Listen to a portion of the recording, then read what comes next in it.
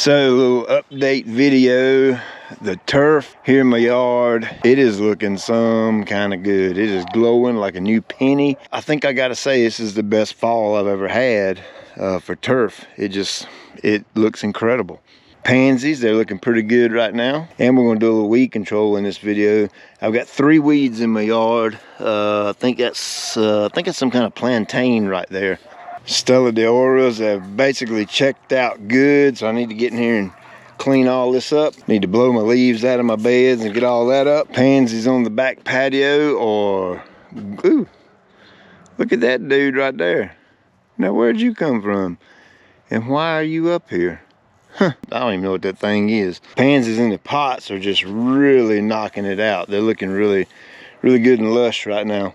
And let's see, weed number 2 is right around, there it is, right there. More of the same thing. Backyard is looking pretty hot too.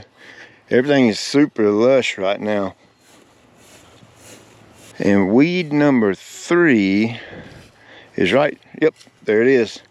Everybody's favorite, a little bit of clover. Of course, all 3 of those, they're broadleaf type weeds, so they require a broadleaf herbicide. And we'll come back here to the test plot, and nice and green, looking good and thick. You can remember all this area right here where I just destroyed it with the truck. Here and here, it's all pretty much back to normal. The Kentucky blue is just, oh man, I like it, Kentucky bluegrass. These are the fescue plots that are looking really nice too. All these right here. Ooh, look. You can start to see a little bit of the color difference. See the line right there? See how much darker green this one is than that one? I've got all this noted. It really comes into play big time in my decision making. That color and appearance and density, elasticity, heat stress, all that. Of course, we won't know the heat stress until next year, next summer. But all that plays in to factors to helping me make my decisions. Here's the GCI Turf Tall Fescue, looking good. And here's my single variety back here, looking good. And I've got some chickweed and some hairy bittercress back here. And I've got this section right here where I've got a boatload of broadleaf that's come up in this bare ground section. I'm gonna spray this out too and clean it up while I'm doing this. Hey there, it's Pete with GCI Turf. Hope you're having a great day or kind of a great evening. Sorry I didn't get in time this week to film my Saturday morning video. Just been working a lot and trying to get things ready for 2021. So I apologize for the lighting. I did get some of the footage filmed an hour ago, so hopefully that's better. So weeds, broadleaf weed control. What I mean by broadleaf, I mean weeds that are shaped in a broad fashion, round, oval type leaves, that kind of thing, oblong type leaves, hence the name broadleaf.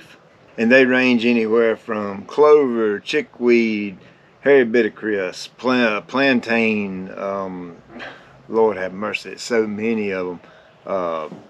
Dandelion. I honestly don't try not to get wrapped up in all the different names. Typically when I look at something I can tell you what it is, but I like to keep things just crazy simple and keep things sectioned out as broadleaf and grassy. That's really the way I like to do it. I really try to keep that stuff really simple.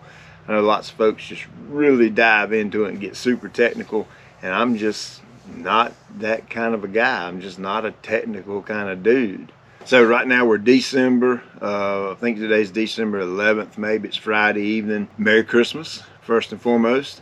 And the question is, can you spray weeds when it's cold outside? Typically you would do weed control spring, summer, fall, that kind of thing when temperatures are higher.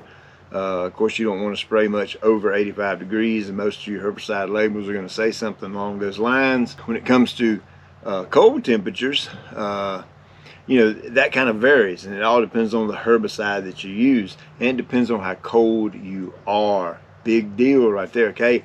When things get so cold that things shut down from growing, the chances of your herbicide working is slim to none. Do I recommend spraying herbicides when it's cold? And again, to define cold, I mean freezing type weather, 30 degrees and below, even up to 40 degrees and below, when it's like really cold outside.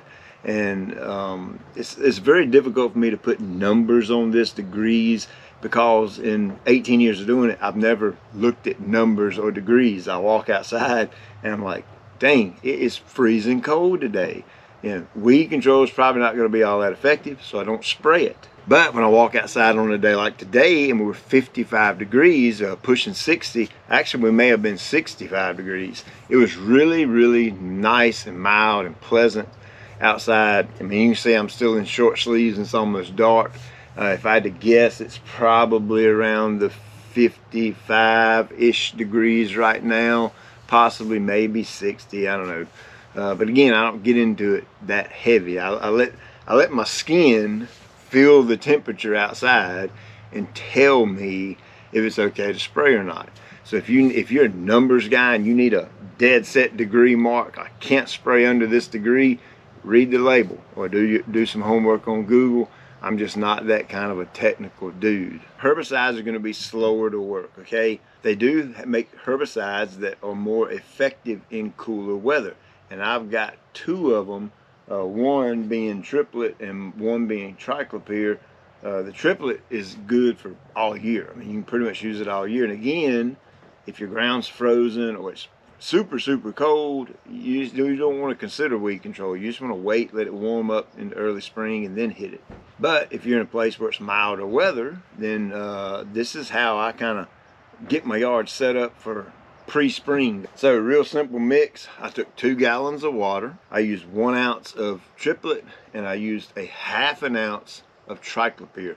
The reason I'm combining the two is that one, the triplet covers a whole lot of broadleaf weeds. The triclopyr is really good in cooler weather. It tends to knock it out a lot quicker. So the combination of the two is a pretty good weed control. How do I know that? Well, I've been using that combination for I cannot tell you how long in the winter. Sometimes we go straight triclopyr. And of course, you know, I'm a major fan of the O2 natural adjuvant. Any weed control I use, any fungicide application, any liquid fertilizer application, I'm always going to have that adjuvant in the tank to make my weed controls or my fertilizer or my fungicide more effective.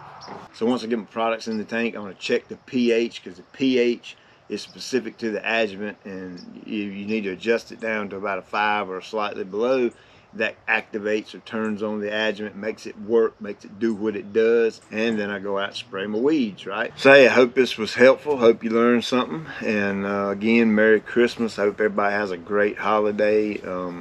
I know a lot of things are still kind of a little weird in the country right now with the COVID and all, but please keep your head up, keep your heart up, keep your attitude up, and know that God's in control. God's got this, and His will and His way is going to be done regardless. So I appreciate you watching, and I'll check you later.